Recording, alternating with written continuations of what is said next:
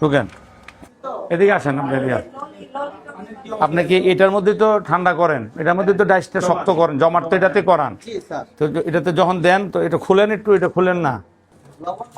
হ্যাঁ, লবণ পানিটা উঠান একটু, ঠিক আছে, এর উপর উঠান। হ্যাঁ, এদিকে রাখেন। এটার ভিতরে আপনি কিভাবে দেন, ডাইসটা কিভাবে ঢুকান, বসান কিভাবে? হ্যাঁ, সারান দেখি কতটুক ডুবে। এই এই তো এখন এই যে পানিটা, এটা কি পানি? এটা লবণ পানি। এটা একটু পরিষ্কার হইতে পারে না স্যার? এটা ওই লবণ পানি যতই পরিষ্কার করি, মানে এই গোলাটা থাকে। কেন? লবণটা কি জিনিস? লবণ তো আপনি ইন্ডাস্ট্রিয়াল লবণ দেন, বস্তার লবণ আনেন। বস্তা লবণ। বস্তার লবণ তো এরকম ময়লা না। এই পানিটা কিসের পানি? পুকুরের পানি না ফিল্টার করা পানি? না স্যার, আমাদের এই কলের পানি। কলের পানিটা মাঝে মাঝে পরিষ্কার করতে পারতেন না? পণ্যটা তো শিশু খাদ্য, হ্যাঁ, অত্যন্ত শিশু খাদ্য হিসাবে সেন্সিটিভ একটা খাদ্য। আপনারা এইরকম পরিবেশে, এবং প্রথম কথা হলো যে এই ঠিকানাটা এটা কোথায়? এটা না ভুইগড় না জালকুড়ি? নারায়ণগঞ্জ ভুইগড়। তো আপনার এখানে কি কোনো ভুইগড়ের কোনো লেভেল আছে এই জায়গায় যে আইসক্রিম আপনি তৈরি করবেন? ওই যে আমরা কাপের কাপটা আপনি এই ঠিকানায় করছেন, কিন্তু এই যে আমরা সিলিন্ডার পাইলাম, এই ললি, চিটাগাং, ঢাকা, রাজশাহী বিভিন্ন জায়গার লেভেল আপনি তৈরি করে দিতেছেন, এটা কি বিএসটি এর অনুমোদন পাইছেন? বিএসটি থেকে স্যাম্পল টেস্টে দিয়েছেন? দেন নাই। আপনি তো আনছেন, চকের থেকে কিনে আনলেন, তারা নির্দেশনা দিব, এরপরে আমি। কিন্তু আপনি তো চকে যাবেন, চকের থেকে যে লেভেলটা আনছেন নাকি? চকের থেকে আনছি। আপনি নিয়েছেন, আমরা কি বিএসটি অনুমোদন আপনাকে দিছি? এই জায়গায় যে লেভেলটা ছাড়তেছেন, আমরা কি এই ঠিকানাটা আপনার ফ্যাক্টরি থেকে চলে যাওয়ার পর আমরা খুঁজে পাবো?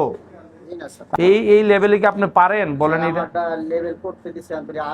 আপনার লেভেল তো আসবে কিভাবে? আপনার লেভেল তো পারবেন না যতক্ষণ পর্যন্ত এই factory up to the standard BST পাওয়ার উপযোগী যতক্ষণ পর্যন্ত তৈরি না হবে। আপনি কেন অন্য লেভেলে চক বাজার থেকে লেভেল নিয়ে এসে বাজারে বিভিন্ন দোকানে স্কুলের সামনে ওনাদের আইসক্রিমগুলো, ম্যাডাম, স্কুলের যে যতগুলো স্কুলের সামনে যে ভাসমান আইসক্রিমের বক্স নিয়ে বসে থাকে, ওইখানে আইসক্রিমগুলো বিক্রি হচ্ছে, এবং অত্যন্ত অস্বাস্থ্যকর নোংরা পরিবেশে, এই যে পরিবেশে আইসক্রিম শিশু খাদ্য তৈরি হচ্ছে, এর জন্য তাদের বিরুদ্ধে সর্বোচ্চ শাস্তি দেওয়ার জন্য আমি আদালতের কাছে প্রার্থনা করব।